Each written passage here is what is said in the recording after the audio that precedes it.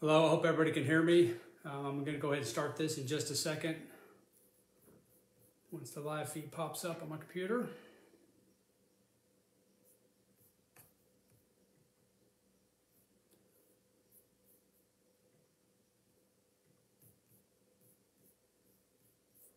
Okay, well, tell me I'm live, and I'm going to go ahead and get started. For anybody that doesn't know who I am, my name is Dan Truex. I am the CEO for Guardian Security. Thrilled to be here with you today, answer some questions. There were a couple things I wanted to talk about before we get started. I don't have a lot of questions today, which is partially what I wanted to talk about. But the very first thing is the value of AO. I'm telling you guys, I am absolutely amazed by the value you get out of AO. There's a lot of groups out there kind of like AO that try to do somewhat similar. But one of the massive differences that Sean has done here is he's brought on 25 or so, whatever the group's at right now, mentors with a vast, and I'm not including myself in this group, so don't sound like I'm talking myself up here, but a vast amount of experience. I mean, you've got people that have all the way from $1 billion valuations for their companies, done numerous acquisitions, all kinds of different types of businesses. It's a tremendous amount of value. But what is, I think, somewhat frustrating, is watching people bang their heads against a wall and not being active. If you're not actively part of the group, if you're not submitting questions to be answered, if you're not posting on Flex Fridays, if you're not doing those little things, you're not going to get any value out of the group. You have the opportunity to be around an amazing set of people for an extremely low price. And it's just, to me, that's tremendous opportunity, but you've got to actually use it. You actually have to execute and do the things that are said in this group. It's not just a social function, but you can really grow your business, and you can do it a lot faster than you can do it alone. The amount of advice you can get, just everything that, all the mistakes that the mentors have made in the past and the valuable lessons they've taken away, you can use that to exponentially grow your business. But again, you have to be active and you have to actually go do. So that's the first thing. The second thing I wanted to talk about was, before I start answering questions, is just, in the last couple of days, I've had a fellow soldier and friend die from a motorcycle accident. I've seen another one die from a car wreck. And you look at all these things, and then you look at, people talk about happiness and what's important and all that stuff. And I'm going to tell you guys right now, you have to find a way to enjoy the process. If you're one of those people like I used to be, that you set a goal and you think that reaching that goal is going to make you happy, or if it's going to make you whatever, it's not going to. If you don't learn to enjoy the actual process of reaching those goals, you're never going to be content, you're never going to be happy. And I'm going to tell you, you can absolutely be striving for more and want more in your life and be content with where you are right now. And that's a great place to be. It's where I've reached finally, but you've got to learn how to do that.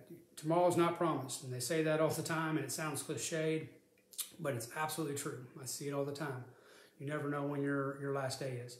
And so learn to enjoy today. Learn to really value the process, or enjoy that process as well. Okay, so that being said, I'm gonna get started with the first question. This one is from Tatiana. And the question asked was, what are some ways I can reward my employees to keep them motivated and excited in a quick service type restaurant? The summer gets really busy, and we want to do something exciting where we give someone $500 to $1,000 bonus at the end of the season. I was thinking a chart to keep track so people can really get excited. I don't want it to be a cutthroat competition. I want the team to work well together, and I want them to feel appreciated. So great idea, some kind of reward for doing well. I love it, helps motivate teams. But I have a couple things here that maybe to consider from my past experience. When I was the first sergeant for 940th Military Police Company, I had about 150 soldiers, and I just started, and overall the company was doing pretty poorly on their physical fitness assessment, our test. It's called the APFT. So I was like, I got to get these guys doing better on PT. And we have 150 soldiers. We need to up the pass rate significantly. How do I do that? And so I went and had this big 4-foot by 6-foot massive chart made to hang on the wall for the top 10 people. I said, okay, everyone, we got this chart. We're going to have a PT test in 6 months. I want everybody, whoever gets their name on there, if you're the top 10 scorers, you'll get your name on here. Well, the unfortunate reality is what I found is that the people that were already the top 5–10% were the ones that really went after it. And so, yeah, they did a little bit better, but the rest of the company, like, well, don't really have a shot at it. And so they changed nothing. It didn't really change our overall pass rate. Sure, we had a lot more people max out the APFT. They went from like, a 295 to a 300, which is the max score. But overall, it didn't really move the needle for our company any. I say company, I mean military company here, obviously. And I was like, man, this just doesn't work. So I would really caution you when you start saying, I'm going to give one person this reward, that maybe you should find a way to do group rewards. As in, if the team hits a goal, then we can, we all get X, Y, or Z. And I want to talk about that a little bit more. So if you think about it, and so I worked service industry for years, a long, long time ago. If you create a reward for one person and you're going to run the risk of then everybody's out to get each other. Nobody's going to help each other because it's all about me and how well I do, and so I can get this reward. You'll have people complaining that they got a smaller table, or somebody else got sat more times than they did. Hey, he got a 2-top and I got a 4-top. How is that fair? And so I don't think that a single reward, especially in the service industry, is going to motivate people like you think. So what I would consider, and something I've done more effectively, or at least for us, was you do it as a group. If the group hits X goal, then I will do this reward. And you can spend $1,000 on that reward, like you're talking about 500 to 1,000 here. We'll go to the lake for a day, or some kind, and I'll pay for everything, drinks, food. We'll have a great time together. It's something that you can motivate the team to hit sales goals with, versus saying, hey, let's everybody compete against each other and only one person gets this reward. Because I think you're only going to motivate your top performers anyways, and 2, then it is going to become cutthroat if they really want that reward. They're going to be out for themselves and their numbers looking better. So I would definitely consider looking at it as a team. They talk about this a little bit in scaling up, and you could even do tiered rewards. So if we hit this kind of baseline goal that I have, then we get this goal or this reward. If we hit this little bit higher one, we get a better reward. And if we hit this ultimate, one I'm super excited, my ultimate dream goal, then we get this really big reward. But as a team and as a group, I would consider that. You know your team better than I do. I'm just telling you from my personal experience that you're going to motivate the top 5 to 10% of your people, and it's not actually going to move the needle for you and your company, from my experience. So remember, you have a team vision, team goals, but in this case, I would recommend considering that. So let's move on to the next question. This one's from AJ, and the question AJ asked was, how do you choose where to focus when everything needs work? Maybe it's this phase of business growth, or perhaps it's my perspective, but I feel like nothing we're executing for our clients is performing nearly as well as it should be. I feel like the spinning plate entertainment guy who is always bouncing from one plate that's about to fall to another. With many different types of plates wobbling, I'm really struggling to apply my focus to really excelling at any one thing. Okay, AJ, so I have some thoughts here. Hopefully they help you, but the first thing is that I'm sure you've heard this also. I like to use cliched statements apparently, but how do you eat an elephant? Well, one bite at a time. Your problem is that if you're going from one problem, you eat that one bite and then you come back or you go to the next one, and then you have to come back over and over again to the same thing. You're not fixing anything, and what you're probably doing is putting a temporary solution of some sort in place. You're patching it up and then going on, and then of course that problem just remains, so it's not fixed. The big thing that I would ask you is, do you have processes? Have you put processes in place to fix a problem? And I'd kind of give some advice maybe on how we've done things at Guardian. And when I say processes, I don't mean processes in your head. I mean written processes that you follow and that are actually part of your onboarding and training process. But do you have those processes? Are they written? And then, so how do you start that? Well, you got to prioritize. You can't, if you have infinite problems, you have to pick something to start with. And the way I would do that, if it was me, is simply look at what's the one thing right now that affects the client the most. And I would pick that, and then we're going to get a process down. And it doesn't have to be perfect. Our saying at Guardian is get it down and get it right. That doesn't mean That doesn't mean you write just junk and garbage, but you do the best you can. Doesn't have to be long. It can be a page outline that documents a process to fix this problem, and this is how we do business. This is the right way to do things. And then you come back, and it should be on your calendar, but you come back every 3 to 6 months and you review a process and you look at, okay, how do we do this process just a tiny bit better? How do we tweak it? What areas do we need to remove? What do we add to? How do we make it more efficient? And what you're going to find that is if you do that, you're actually fixing the problems, but it's got to be part of your onboarding, your training process when you're building your team. And that way these problems don't keep repeating themselves. But prioritize them, develop a process to fix the problem, get it in writing, make sure that it's training. And it's going to be a little slower. You can jump from problem to problem, but that's, again, I don't know your specific situation, but from what I've seen and from my personal experience, from what I've done wrong, is that when you temporarily patch a problem, it's exactly that. It's a patch, and you're going to have to come back to it at some point. And if you keep doing that, then that's all you're doing, and it's wildly inefficient. Take a little more time, get a written process in place, make sure you're actually using the process and follow through on that, and then come back and revisit as part of your operational process every 3 to 6 months. Every process should be kind of looked at over time, not at the same time. Just pick one, go with it, and then a month later look at another, etc. So I hope that helps a little bit in regards to that. But again, just to reiterate, you eat an elephant one bite at a time.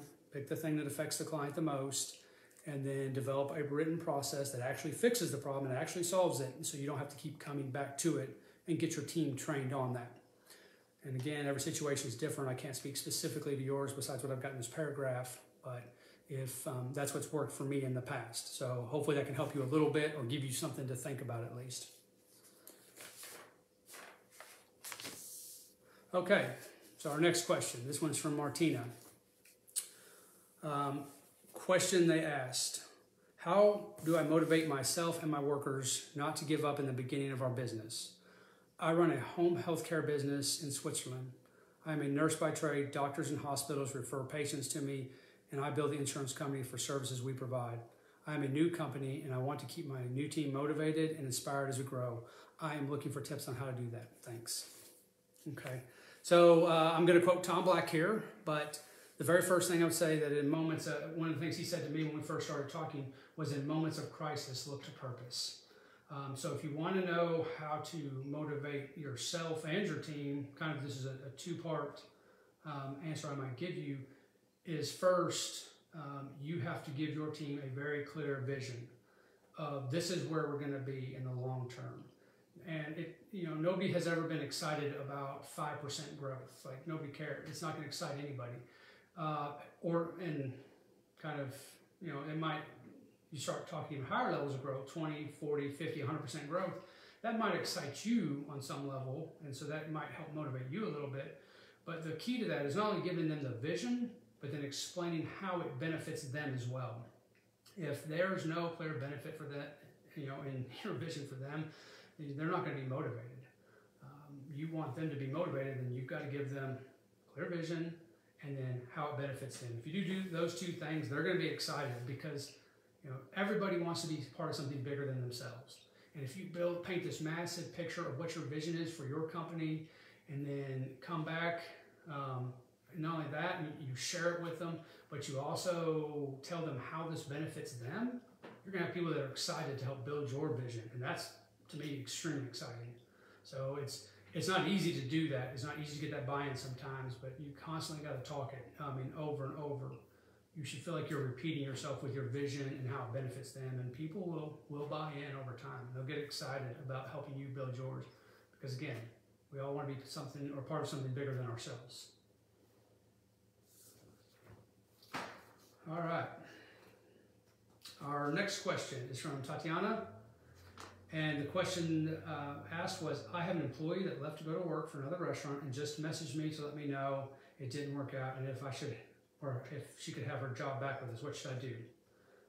I won't read this entire thing, but it sounds like she has a lot of, I guess, high school and college type students at a juice bar who she employs, and she had an employee leave her because she thought she, I guess, could make better money elsewhere. but then now she wants to come back and said, the final question is, how would you handle this?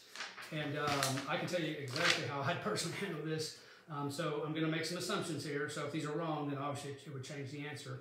But based on your response, it looks like she probably gave proper notice. She didn't just say, I'm out one day. That to me is a hard no. If you do that, you'll never come back to my company. If you give your 2 weeks notice, then I'm absolutely going to hire you back. If you were a good employee, assuming that, we had an employee go start his own business. If that guy wanted to come back, he'd come back today. We'll find a spot for him. He was great. But one of the things we struggle with right now is hiring across the board. I know a lot of businesses are. We're constantly looking for good employees. So if I had a good employee that gave her 2 weeks because they thought they had a better opportunity somewhere else, that's no problem at all for me. Come on back. We'd love to have you. But there's some things that if they left for a reason or they left in a really bad way, then yeah, they're not going to come back. I'm not going to keep having people come that are just a massive pain and cause problems, that sort of thing. So consider that as well. But you can't take it personal. Your people, and I'm guessing if they're working at a juice or smoothie bar, they're probably a little bit lower on the pay scale. Don't know that, but I'm going to assume that. And so getting good employees, and I mean, what would you do if you were in that person's shoe? Because I'm going to tell you, if I could jump from $12 an hour to, I thought I was going to jump to $20 an hour for going to get tips, then I'm going to do that. That's just, they've got to do what's best for them and their family. I tell my employees that all the time. We've had some leave for the police department. We've had them leave for a variety of reasons. But hey, that's awesome. When they do something that's more, they're going on to bigger and better things, that's awesome. I know I want to build an organization where they have the opportunity to move up and do better and better things with us. But at the end of the day, that's my responsibility, not theirs. So if I'm not giving them that opportunity, that's on me. Bottom line is, I would definitely hire her back unless she was a problem employee or she quit without notice, because I'm not going to keep having that headache. All right, next question. This one is from Martina. And the question is, how to get stronger in motivating myself? I run a home healthcare business in Switzerland. I'm a nurse by trade. Doctors and hospitals refer patients to me, and I build the insurance company for services we provide. I sometimes feel like I lose motivation and direction. How do I stay on track and keep motivated and moving forward? Thanks. Yeah, motivation is difficult. And so people have this conception of motivation where it's some kind of external thing that you sit there and wait, and all of a sudden, bam, you're motivated, and you're struck by some, source of lightning, and you're motivated. Motivation is a intrinsic, or it's an internal thing. It's something that comes from within you. You can absolutely create your own motivation. The number one thing I would say to do that is you get motivated by starting, and actually starting to knock things off whatever it is you're building your business, and you start having little successes. That's what motivates you. There's all kinds of things I've started where I've not been motivated before I started them. I'm almost never motivated to start a run. Like that's terrible. And I never will be.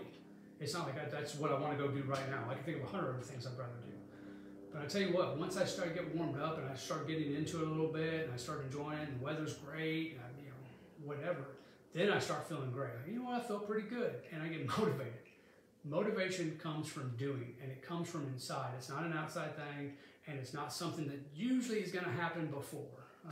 There's things that we all have that we love to do that we're motivated to start, but those things are not that common. So if you have those tasks, the best way is to start. And once you get started, you start experiencing little successes, and that's how you actually start finding motivation to keep going. But number one way, start. You have to start, and you have to realize it comes from inside. It's never going to come from elsewhere. You're responsible for your motivation. So, all right, last question, and this one also from Martina. And Martina question was, better time management. How can I do it? And then the background: to build up my new business, primary nursing. I work full time in a hospital with all the shifting. Also, my 2 other nurses do it. So we are using our salary for many things around the new business. But it's touching our health because we don't sleep enough, only 3 hours a day. Okay, so I think again, from my perspective, and this is what's great, again, about AO, because you're going to have a bunch of different mentors that answer this question, and they may have some different ones. But from my perspective, there's two potential issues here. The first is, and it's not implied here, but the first is that you're not managing your time efficiently. And the second is that you simply have too much on your plate, that you, just more than any one person could do.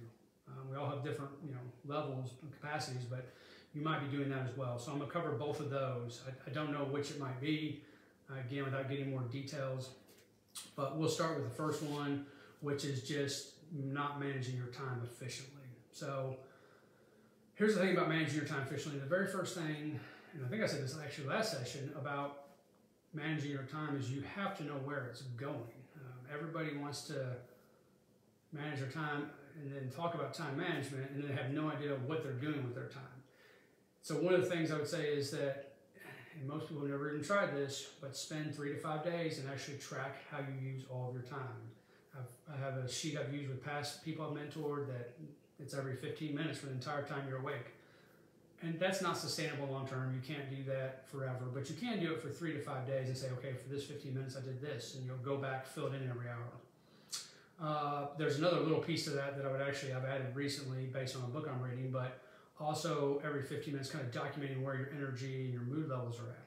And the reason you would consider that is we all have times during the day when we're peak performance. I really don't think you have peak performance more than 4 to 5 hours a day. Yeah, sure, you can work 18-hour days, you're not at your peak. So understanding not only where your time goes, but when you perform your best are two really critical steps to managing your time.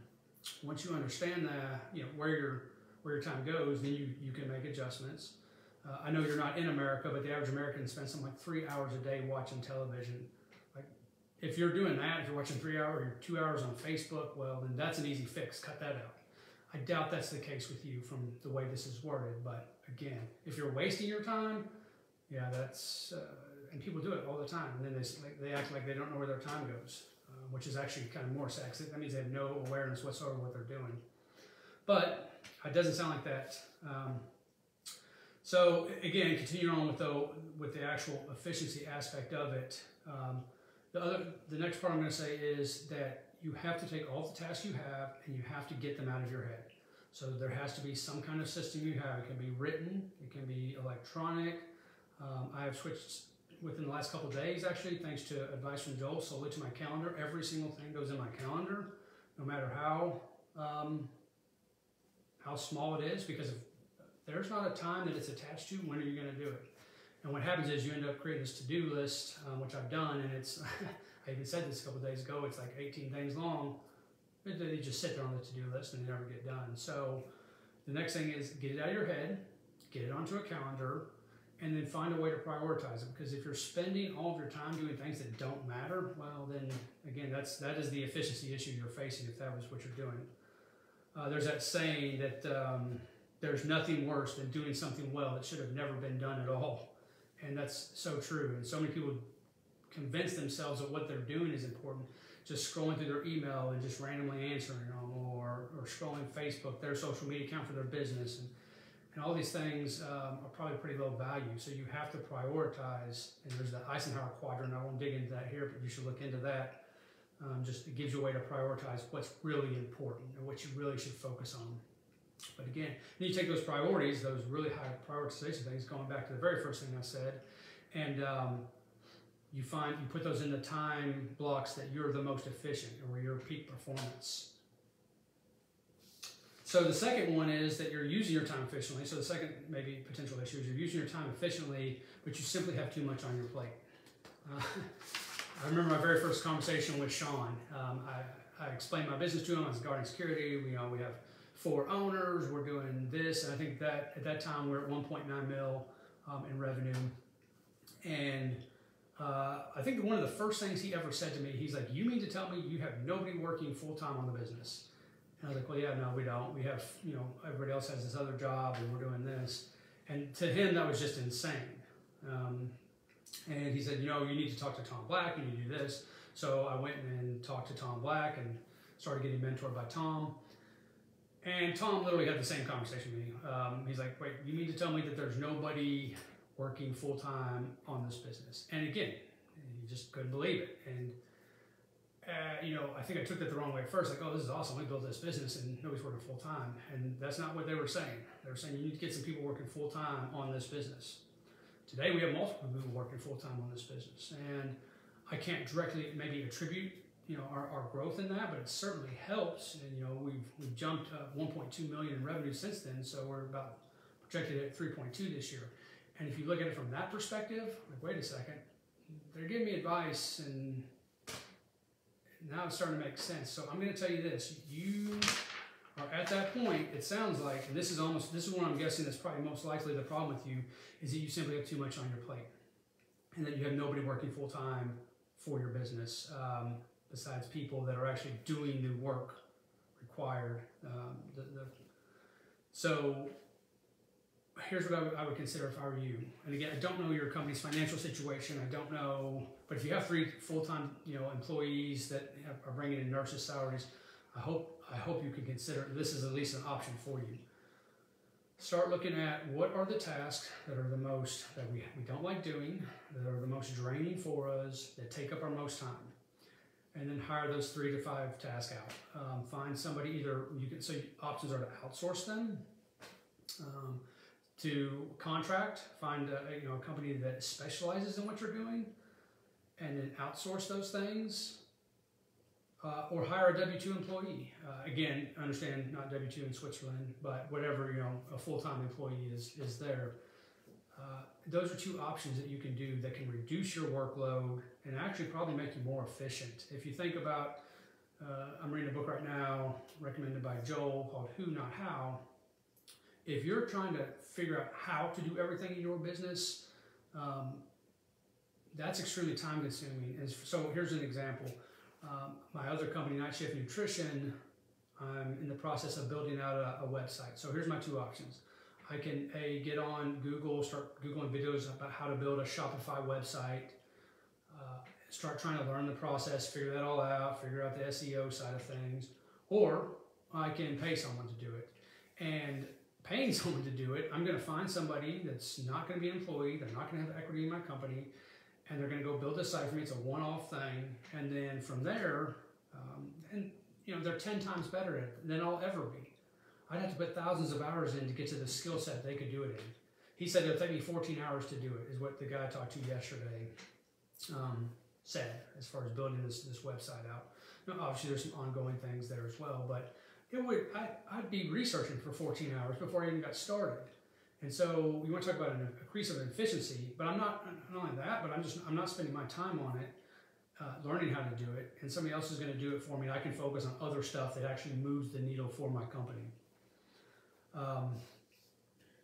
But yeah, ask yourself, what are the things that I just hate doing that are the most time consuming, and find a way to either outsource or hire a person, because it sounds like you guys really need that. There's kind of a caveat there as well. So I don't know what, if you look at the tasks that we all have, whether that's like lawn care or laundry or grocery shopping, all those things, outsource those if you can as well. People, like, oh, you don't cut your own lawn? No, I don't cut my own lawn. And we all have different, maybe you don't have a lawn where you're at, but I'm not going to waste my time doing these little tasks that I can pay somebody else to do quicker than I'll ever do it, and where I can spend time on things that move the needle for my company. And those don't just have to be tasks within your company, like I just said. They can be, things you're doing outside of it. What things in your life waste your time that you can outsource? It's a consideration. Again, everybody's financial situation is different. I get that. Maybe you can't afford to, but if you can, get these tasks off your plate, start focusing on your business and how to grow it. And the last thing I'm going to say is, again, if you're only sleeping 3 hours a day, that's not sustainable. That's extremely unhealthy in the long term. You will not do your business any good by doing that, so you have to find a way to get more sleep and take care of yourself. Yeah, I'm seeing that too. Yeah. But yeah, no, and nurses here do the same thing. I have a lot of friends that are nurses or were in the past, and they a lot of times work 10 to 12-hour shifts and sometimes mandatory overtime. I feel for you guys, and man, you guys are so important. We literally just couldn't function as a society without you guys.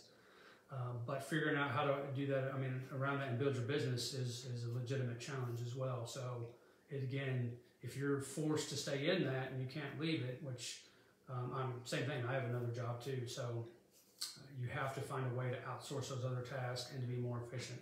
Because it doesn't sound like she's wasting her time to me, Tina, just to kind of address what you're saying, although I can't see the whole comment. But back to the sleep part of this. Absolutely, you've got to fix your sleep. You've got to get more sleep. You're not going to be efficient in the long term. One of the first things I see people do when they start getting stressed out, when they start getting more busy, is they start cutting the self-care stuff. They stop meditating, they stop exercising, they stop eating right, and they stop doing all these things that are so critical to actually peak performance. You need to get back to that as soon as you can. I know it doesn't sound easy. You're like, where do I find the time? But the time's going to make itself for you if you don't, because you're going to collapse. And there's all kinds of entrepreneur stories out there where they have gone for however long doing exactly what you're doing, and then they've collapsed. One of the common ones is they thought they were having a heart attack, and they're actually having a massive panic attack just because of the amount of stress and everything that they put on themselves.